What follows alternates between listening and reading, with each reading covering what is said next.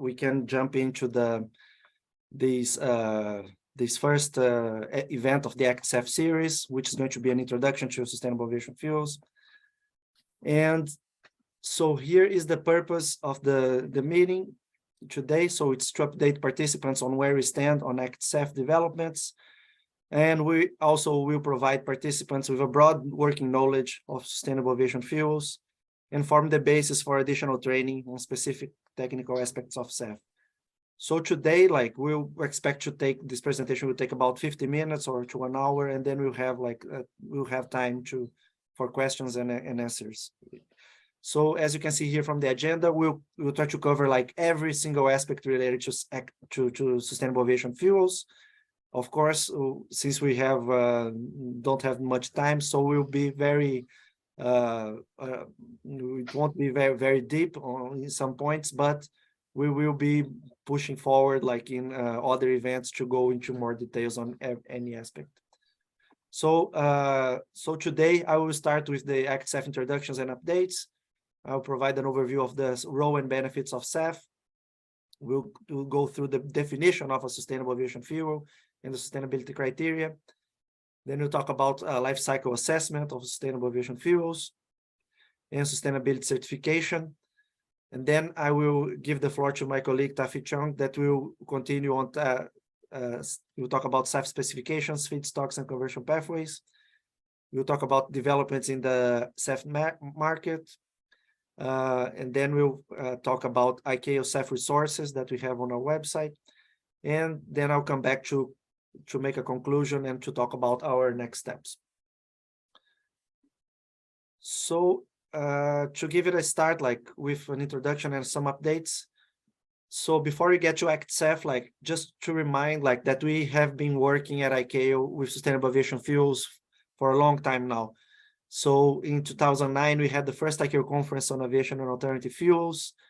And in 2010, the sustainable aviation fuels was included in the ICAO resolutions as a measure to reduce CO2 emissions from aviation. In 2012, we had like a Rio Plus 20 conference, and we had a sustainable aviation fuels flight that took our Secretary General from Montreal to Rio de Janeiro. Then in 2013, we had the creation of the Cape Alternative Fuels Task Force, which is a technical group that is analyzing the technical aspects of sustainable fuels here at ICAO. Then in 2017, we had the second conference on aviation alternative fuels. We'll talk about later about that, but this conference agreed on an ICAO vision on SAF.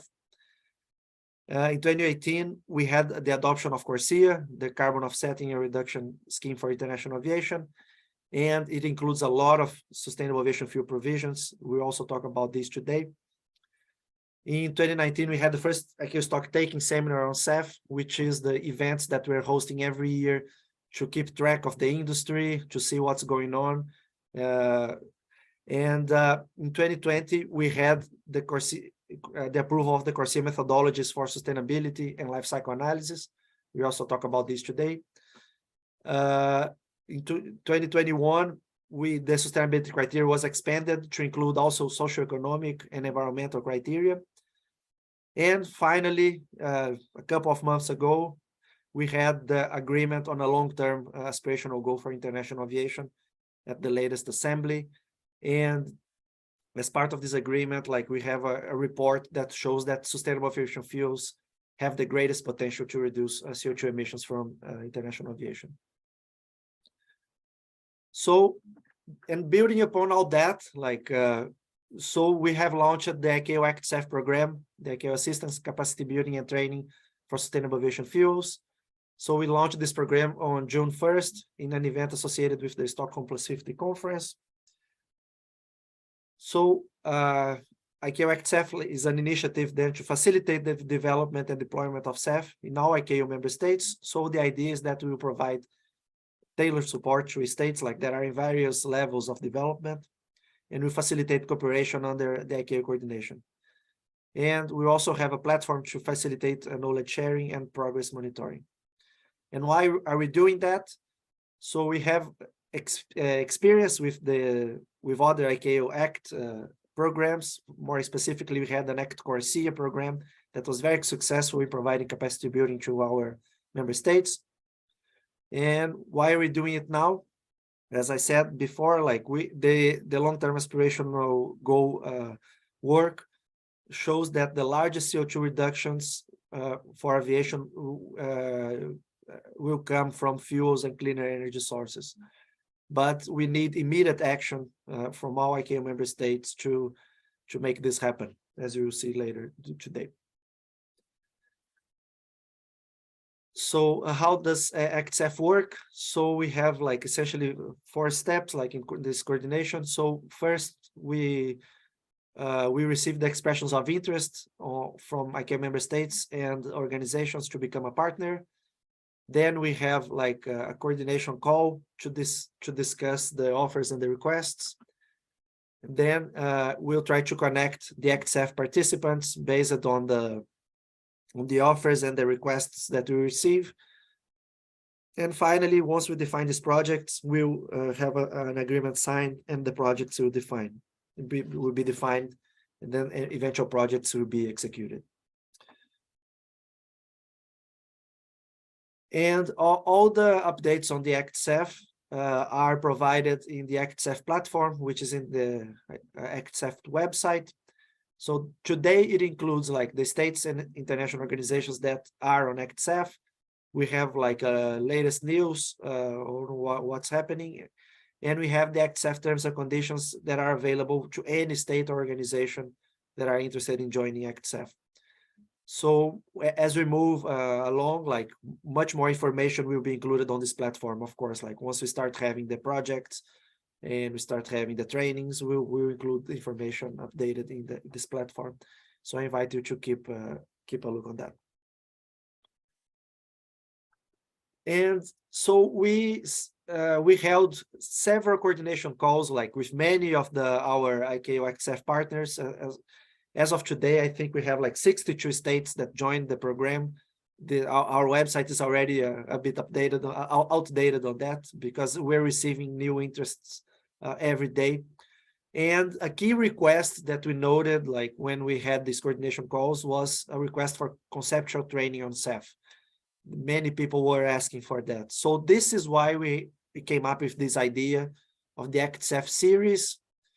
So today we will start with this introduction to SAF, like that with the ICAO Secretariat is delivering today. And the idea is that as we move on the series, like we will go into the more technical details on each aspect that we're going to be talking today. So this is the preliminary list of trainings that we are proposing.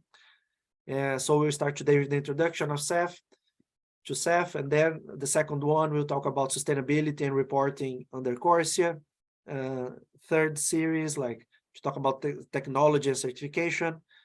The fourth, we'll talk about market outlook and the policies. Number 5, we'll talk about the logistics on SAF. 6, economics and financing. And 7, feasibility assessment. So, but this is not set in stone yet. Like, so this is just an initial proposal. So I really invite you all to take a look at this list as we move along today. And if you have any feedback and if you miss anything, if you think you should have more details in any specific topic, please let us know, and we'll be happy to adjust these as needed. So you see throughout the presentation, you have these labels like market, like the ACT-SAF 1 to 7. So this is to show like that we'll give like an overarching view today on these topics, but this label will highlight that we'll hear more details on this specific topic in a future event on the ACT-SAF series. Okay, so moving to our next topic here, let's talk about the roles and benefits of SAF in the aviation decarbonization. So as I mentioned before, we had this very important agreement like in the ICAO Assembly, the 41st Assembly in September, which is a long-term global aspirational goal for international aviation. And the long-term goal is net zero emissions by 2050.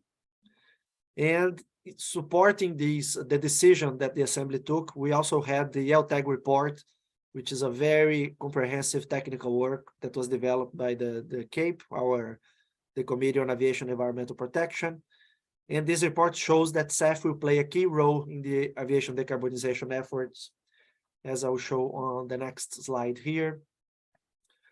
So this is the main outcome, one of the main outcomes of this report, that shows how the contributions from technology, operations, and fuels will contribute to the decarbonization of aviation. And as you can see here, like the big wedge, the big part of the contribution is really expected to come from sustainable aviation fuels. And in fact, the report shows that after 2044, there is a physical possibilities, like physical capabilities to exceed aviation demand with the production of SAF. So it is possible, like it is feasible to replace all the today's fossil fuels with sustainable aviation fuels by 2044. But of course, this is very challenging, right? Like I'm not saying that it's an easy task to do that. It requires a lot of actions from all aviation stakeholders. So, and here are some numbers to illustrate like the size of this challenge, right? Like in 2022, today we're producing, the world is producing like 150 million liters of SAF is being produced. So it's just a couple of facilities of biorefineries that are producing SAF today. But if we are to get to this number of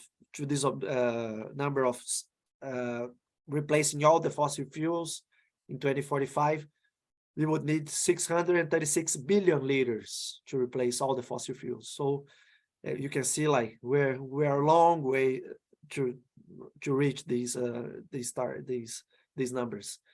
So this is why we need like immediate action to try to make it happen, right? Like we need immediate action from all aviation stakeholders.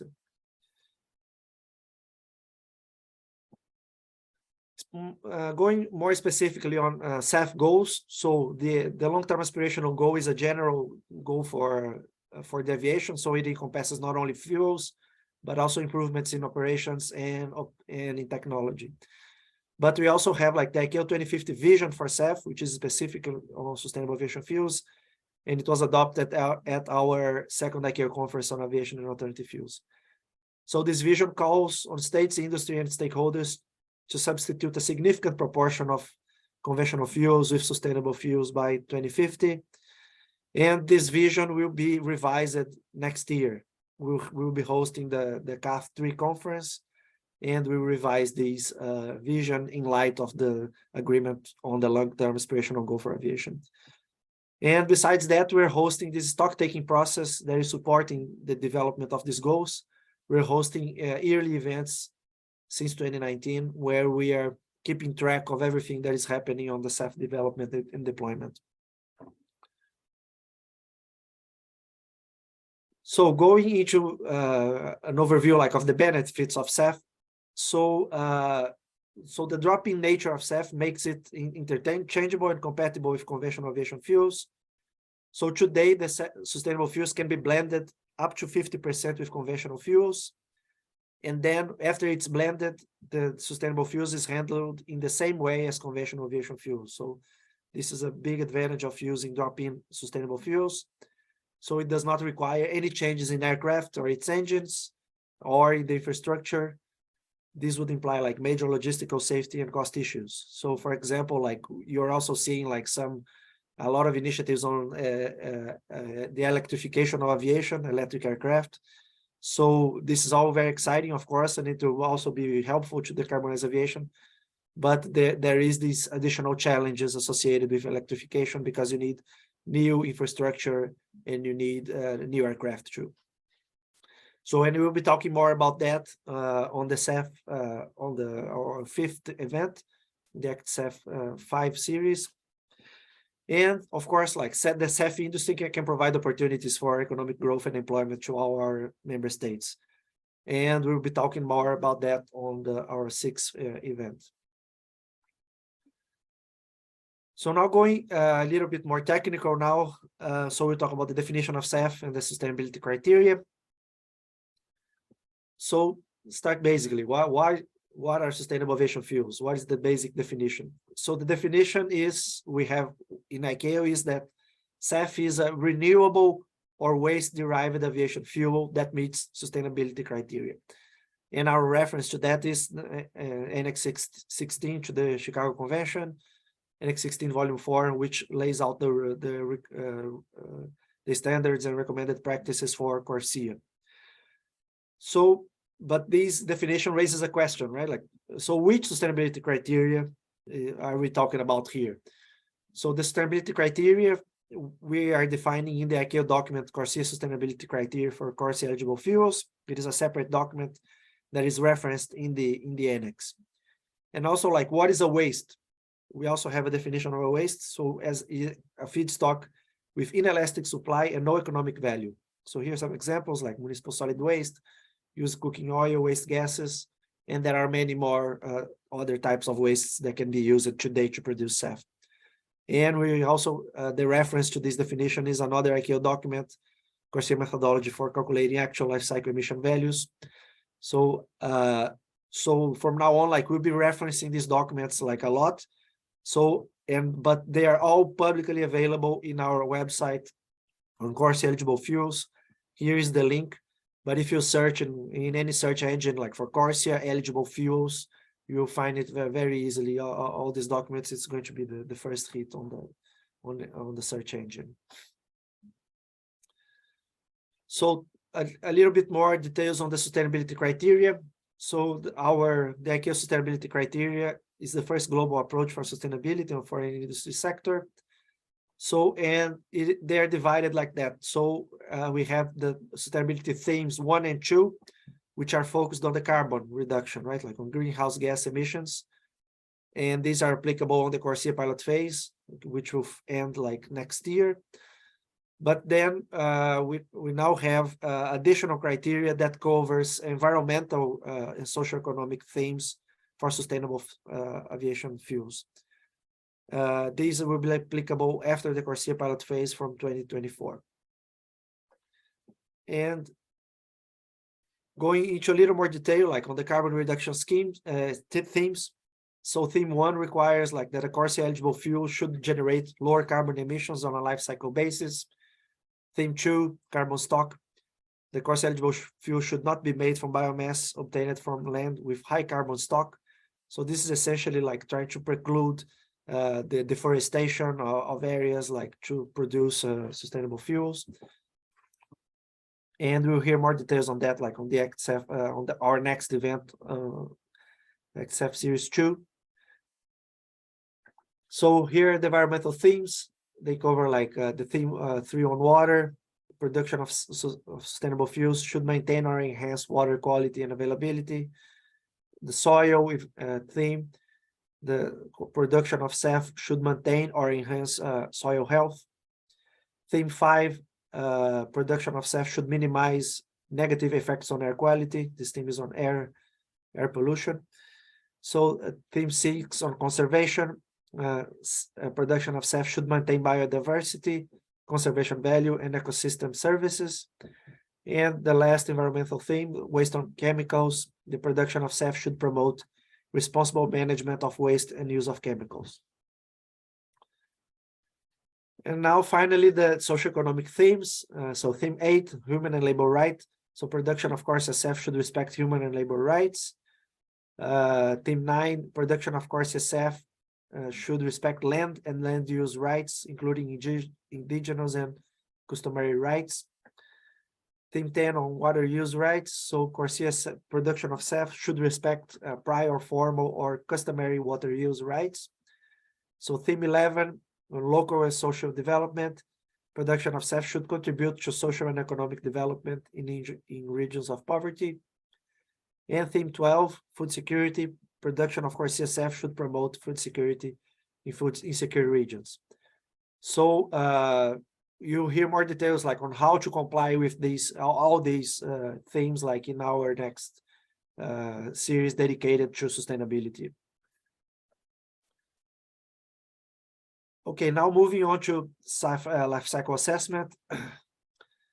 So the life cycle assessment in CORSIA, like it's linked to the sustainability aspects, right? Because as I showed before, the sustainability theme 1 requires lower carbon emissions on a life cycle basis. And connected to this sustainability theme 1, we have a criterion that provides like quantitative criterion that needs to be followed. And the CORSIA sustainability criterion 1.1 requires net greenhouse gas emissions reductions of at least 10% compared to a baseline. So how do we do that? Like, how do we calculate this number and show that the SAF is meets these 10% reduction? So we do that like with a life cycle assessment of the sustainable fuel. So that means like we call for each SAF, we need to calculate a life cycle emission value. The acronym is LSF, like for life cycle emission value of sustainable aviation fuel. The unit here, the unit for this number will be like grams of CO2 equivalent per megajoule.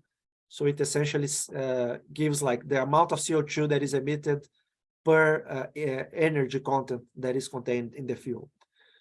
And this number is composed of 2 elements, like it is composed first of the core life cycle assessment value, which we call core LCA value.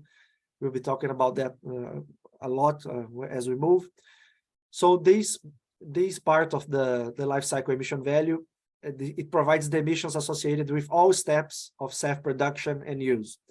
So since the feedstock cultivation, transportation of the feedstock, then the conversion of the feedstock to the fuel, and the combustion of the fuel. So all these aspects are considered in this number here. And we also have like an induced land use change value.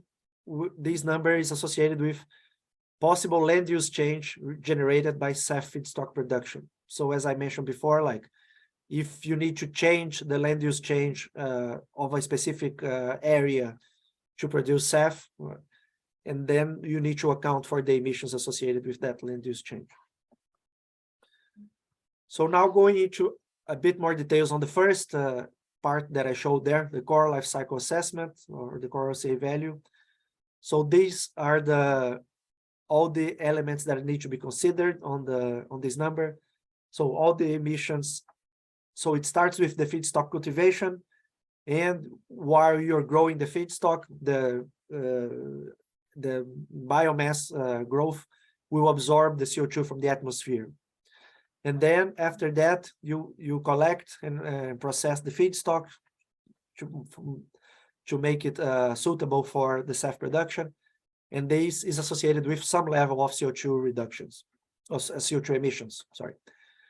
And then the feedstock processing and extraction, a little bit more CO2 associated with that. Feedstock transportation, feedstock to fuel conversion, the fuel transportation and distribution. So all these steps, they will have like some level of CO2 emissions associated with that. And then finally, we'll have the fuel combustion on the engine. That's the final step. And then you close the loop on the cycle, right, on the life cycle. Because the fuel the CO2 that is generated on the fuel combustion will be absorbed by the biomass growth. And then we close the cycle here. So to give a more detailed example on how it works, here is a practical example. Like so here are the life cycle emissions of sugarcane, of sustainable aviation fuel produced from sugarcane ethanol in Brazil. So these are real numbers, like associated with the CORSIA, for this specific production pathway. So, and here you have like all the emissions associated with this fuel production. So first we start with the feedstock growth, and as I said, like when the feedstock is growing, it is absorbing carbon from the atmosphere. So it has like negative emissions, right? Because it is absorbing. Then after that, we'll have like the emissions associated with each of those steps that I was mentioning, right? Like feedstock cultivation, processing, extraction, feedstock transportation, then fuel conversion, the fuel transportation and distribution, and then finally the combustion on the aircraft engine. So you note here that the combustion value is the same as the feedstock growth value. So all the CO2 that is produced on the combustion, it's absorbed when the feedstock is grown. And so in the end, like the core LCA value, the life cycle value will be associated with the emissions on the other steps on the process. So for this specific pathway, we get the number of 24.1. And then you sum it up with the induced land use change value, which is 8.7. This is a number that is calculated by ICAO. Like we have this Committee on Aviation Environmental Protection. We have a technical group that is calculating those numbers based on extensive modeling. And if you sum up these two elements, you have the final life cycle emission value of the SAF. In this case here, 32.8. So these, coming back to the CORSIA requirement, right? Like that needs to be 10% better on a life cycle basis.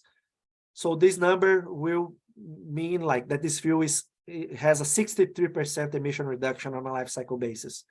And we get to this number like when you compare this number with the baseline emission value for fossil fuels, which is 89 grams CO2 equivalent per megajoule. So going into a bit more detail, like on how does this work in CORSIA, there are two options to obtain the life cycle emissions of a SAF in CORSIA. So the first one is the easiest way, is to use a default value. So these default values are provided in this document here, default life cycle emission values for CORSIA eligible fuels. So this document is essentially a table where you have all these values already calculated and provided as a function of the feedstock conversion process and the region where the fuel is produced. And finally, you have a second option to calculate the life cycle emission of a SAF, which is to use an actual life cycle emission. So this is like if you have a facility like that, you think that you can show a better value than the default value, you can prove that and have a specific value associated with a specific facility, a specific area, a specific feedstock. So this is also like the first global approach life cycle assessment. So going into a bit more details on how this works. So first, the default life cycle emission values. So as I was saying, so this is just a table, like you can take a look like at the region where the fuel is produced and the feedstock. There are some specifications on the pathway, and then you have those values calculated, provided for you. Like you have the core LCA value, the iLook LCA value, and then the final life cycle emission of the fuel. So this is specifically, this table here is specifically using one specific conversion process that we'll talk about later, the Fischer-Tropsch conversion process. But there are similar tables with other conversion processes. For this one here is for the hydroprocessed esters and fatty acids process, HEFA. So these conversion process generally uses vegetable oils, vegetable and animal oils to produce the SAF, and you have like the same list of values on core LCA and iLook values and the total life cycle emission value. And similar here for ethanol to jet, like same thing, same concept, but different feedstocks, but the same values are provided on the table. And the second option that I was showing, like the actual life cycle emission values. So all the details on the methodologies that need to be followed to calculate a specific emission value to a SAF, they are provided in this ICAO document here, methodology for actual life cycle emissions. And this document provides all the details on methodology, such as what you need to report, the categories of feedstocks. For example, like if your feedstock is a waste, a residue, or a byproduct, it will have a 0 iLook value. You can remove that component of the life cycle of the fuel. Also, if you lose what we call low land use change risk practices when you're growing your feedstock, you can also have a 0 iLook value for your life cycle emission. And there are also emission credits associated with some pathways. It's more specifically if you use municipal solid waste. And for example, if you recycle part of the municipal solid waste, like if you recycle metals or plastics from the waste when you're producing the SAF, you can also claim credits for this action. And finally, about sustainability certification. So who ensures that all this is being followed in practice, right? Like, so we have at ICAO, we approved sustainability certification schemes. So these are third-party organizations that are approved by ICAO to do these verifications. So the SESs will ensure compliance with the sustainability criteria, and they will ensure that the life cycle emission values of the fuel have been applied or calculated correctly. And today, we have 2 approved sustainability certification schemes under the ICAO umbrella, so which are the International Sustainability and Carbon Certification, ISCC, and the Roundtable on Sustainable Air Materials. They are the 2 approved SESs as of today. And they are also included in a separate document in the same website that I showed before. They're listed there. After the introduction on life cycle assessments, sustainability criteria, and certification, we will now move on to technical SAF specifications. And ASTM International is a standard setting organization that has reached broad-based international recognition, and it defines technical specifications for SAF. And this process is important in ensuring that SAF is safe for use in aircraft through the setting of requirements over the nature of the fuel, the process of its production, as well as limit values for a number of its properties. And this will range from specifications over its freezing temperatures to ensure that the fuel will still be in a liquid state at high altitudes, its energy content, flammability, viscosity, etc. And in the approval, ASTM also sets certain parameters for SAF's use, such as caps on blend limits.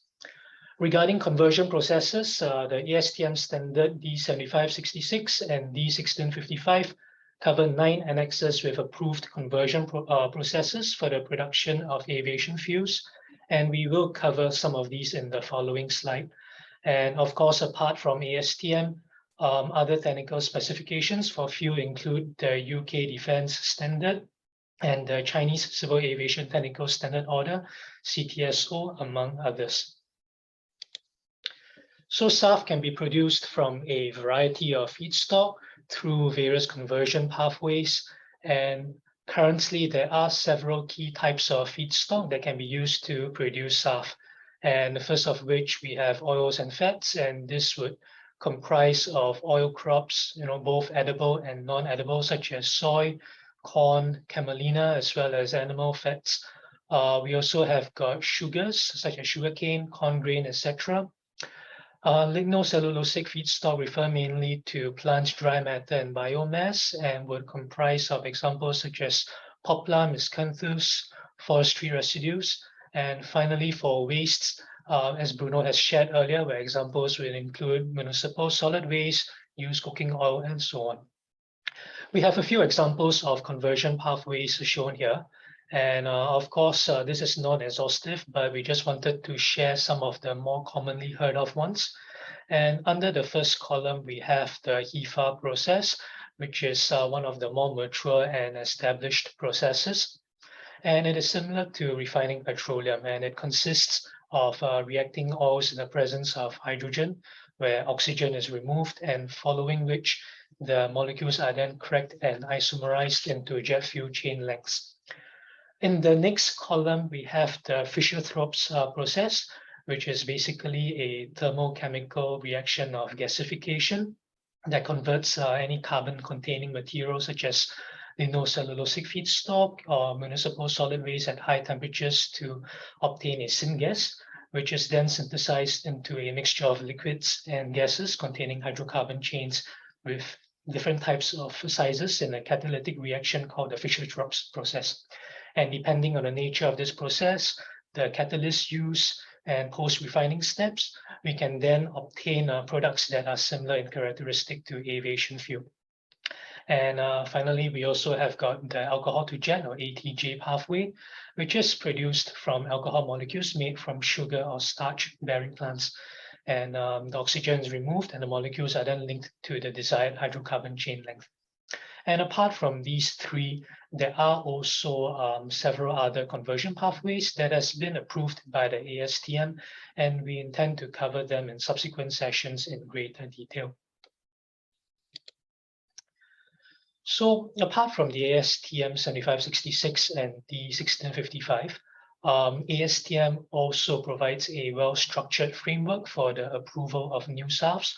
And D4054 was developed to provide the producer of SAF guidance regarding the testing and property targets that are necessary to evaluate a potential SAF. So this is actually an iterative process, and it requires the prospective fuel developer to test samples of fuel to measure its properties, its composition and performance. This testing covers basic specification properties, expanded properties, engine rig and component testing, and if necessary, full-scale engine testing. And this is a rigorous process that requires participation and input from many of the stakeholders in ASTM. So Bruno has shared a variation of this slide earlier, and the key message is that the development and the use of sustainable aviation fuels will be a key component of the aviation sector's trajectory towards decarbonization. And of course, as we expect technology to progress, SAF conversion processes will also evolve, and we will lean towards a greater uptake of waste and atmospheric carbon dioxide as feedstock for SAF production, and also over time with the consideration of cryogenic hydrogen for aviation. And the important point to note here is that all types of SAF will be essential in order for the aviation sector to achieve its net zero LTAG. So moving on to developments in the SAF market, want to start off with demand, which has been growing exponentially across the past decade. We have observed more airlines that have expressed their interest in SAF, and this has started off from delivery flights for new aircraft orders, and then towards pilots, and then towards longer-term involvement, such as signing multi-year offtake agreements, as well as making equity investments into SAF production facilities. We also observe multiple airports, in North America and Europe that continuously deliver SAF to airlines, with more expected to come in the coming years. States have also implemented supporting policies encouraging demand, which I will cover in the following slides. And the charts on the right show the exponential increase in offtake agreements and supporting policies that are in place to push for greater SAF demand. And finally, the sector has also observed a growing list of programs that allow corporates and individual consumers to lower their carbon footprint by purchasing SAF as a means to offset or reduce their emissions from their flights. And some examples that are known would include Compensate by Lufthansa, allowing consumers to make the choice of reducing emissions either via carbon offsets or SAFs, United's Eco Skies Alliance, as well as Cathay's corporate SAF program, just to name a few. Moving on to the supply end, we also observe massive development across the past decade. We see transition from SAF production in batches to continuous SAF production on a commercial scale. And based on publicly available sources, we expect more than 40 billion liters per year to be produced in the middle of this decade. Although based on the exact production mix of the plant in the future, this number is expected to just vary slightly. And in addition, airports distributing SAF, either just for batch delivery or ongoing deliveries, this has also grown considerably. And this is an area whereby upcoming sessions, covering SAF logistics will shed more light on how the integration of SAF with the conventional jet supply chain takes place. and how the efficiencies derived from this early integration will provide benefits from the cost perspective and further encourages airport staff logistics. And also over at the bottom right-hand side of the slide, you would also observe the ICAO-SAF facilities map, where any announced facility will be tracked. And this forms a part of our ICAO-SAF tracking tools that serve to provide timely updates on SAF developments, such as these. And also we have got examples of policies that support both supply and demand of SAF. Examples, just to name a few, the US SAF Grand Challenge is a government-wide effort that was announced last year to reduce cost, enhance sustainability, and also expand production and use of SAF. And with it comes a series of incentives and funding support with a target for SAF to meet 100% of US aviation fuel demand by 2050. The UK jet fuel strategy was a policy paper that was developed earlier this year in July, which sets out the framework and the plan for achieving net zero aviation by 2050, with SAF as one of its 6 policy measures. And finally, we have the Fit for 55 Refuel EU Aviation, which is a regulatory EU proposal to transit from fossil fuels to SAF. And with it comes along a proposal to introduce a EU-wide SAF blending mandate, and the legislative process for this is now ongoing. So moving on to the additional SAF resources from ICAO. ICAO is a strong proponent for capacity building to and assistance to ICAO member states, and it is no different for SAF, with the provision of guidance and other forms of support to encourage SAF development. So on the left, you'd see the guidance on potential policies and coordinated approaches for the deployment of SAF. And when I mentioned the various policy developments earlier on, this document will cover them in greater detail, and it is really meant to, provide some examples of best practices that could stimulate the growth of SAF supply, ideas to create SAF demand, and also to enable a SAF marketplace. And on the right, we have the SAF rules of thumb developed by CAPE experts that can be utilized to make order of magnitude estimations related to SAF costs, investment needs, as well as production potential.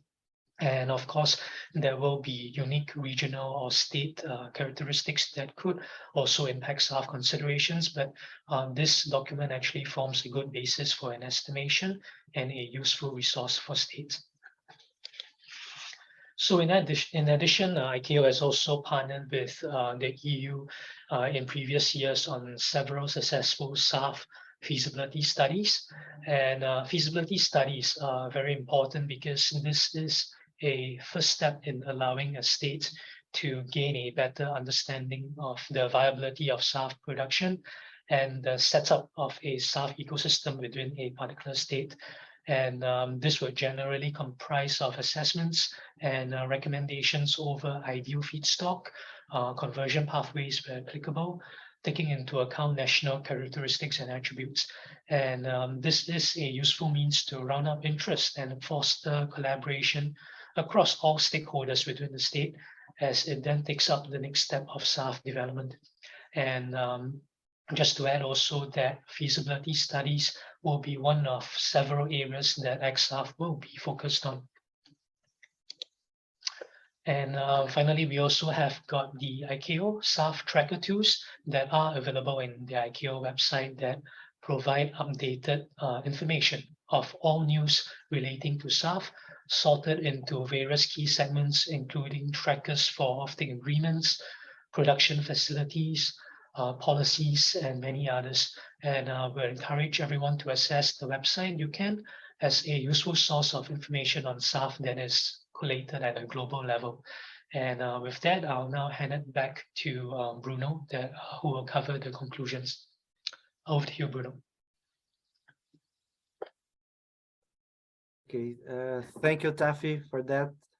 So yeah, I just have a couple of more slides here to make the conclusion for today. Then we can open again for questions. I see we already have a couple here.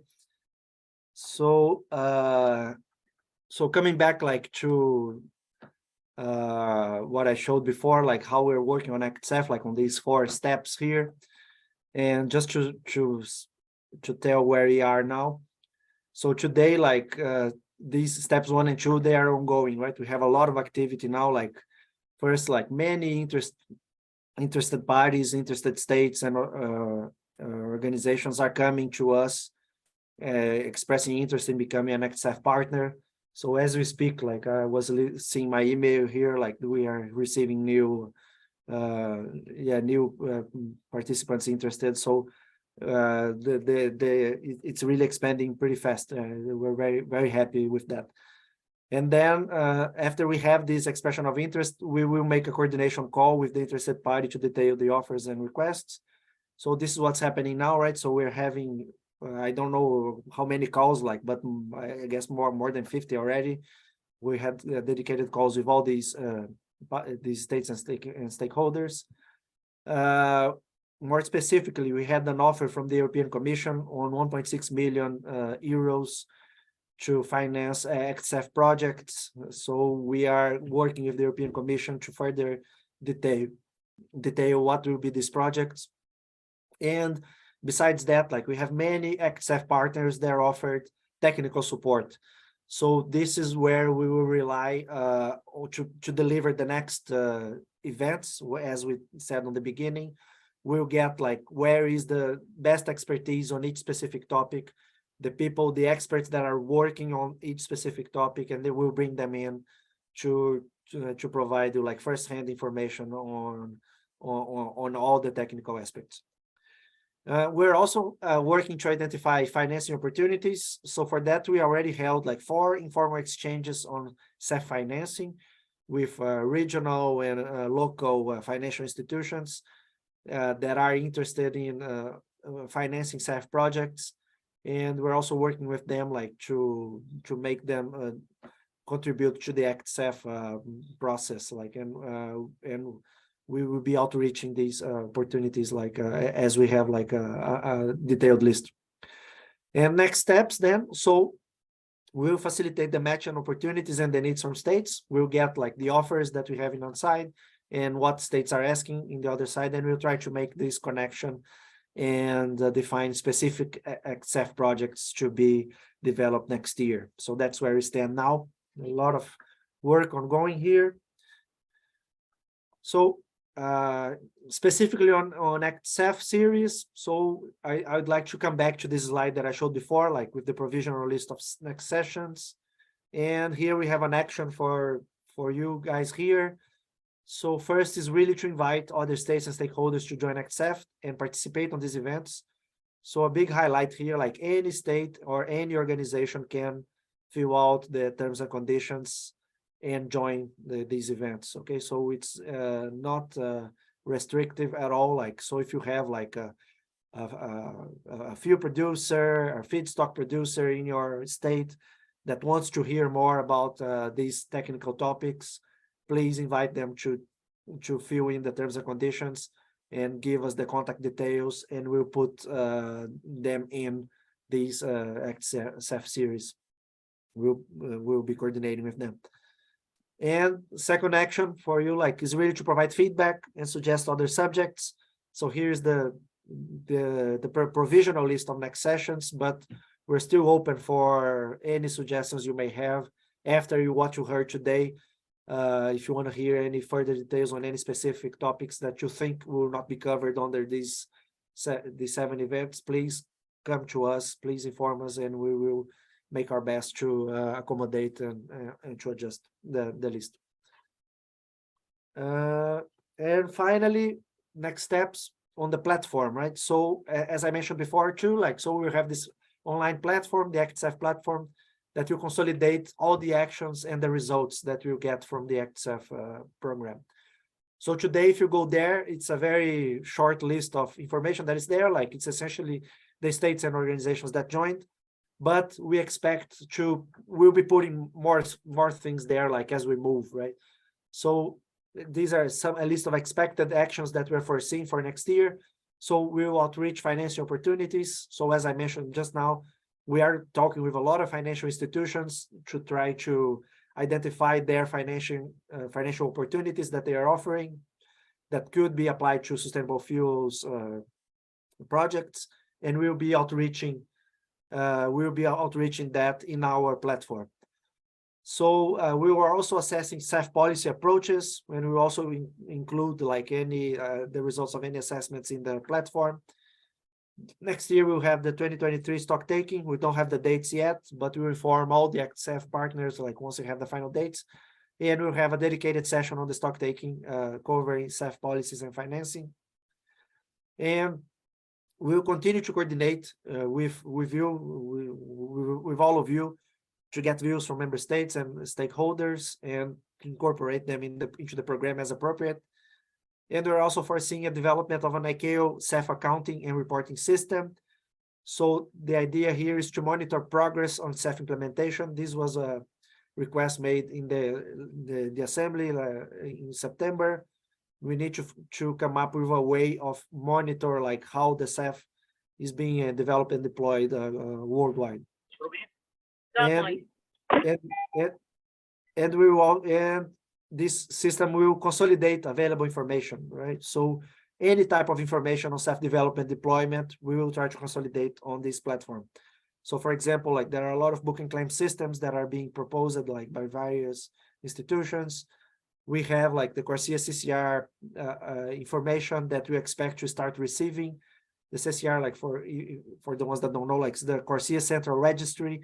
So as part of CORSIA, like states are required to report SAF claimed under CORSIA on their states. And there is a part of this information that is public. So we will use this information too, of course. And we also use information that our member states are providing on the state action plans. We'll try to populate this system. And all these activities, everything that we're doing here, will support the third ICAO conference on aviation and alternative fuels, the CAF3 conference that will be held in 2023.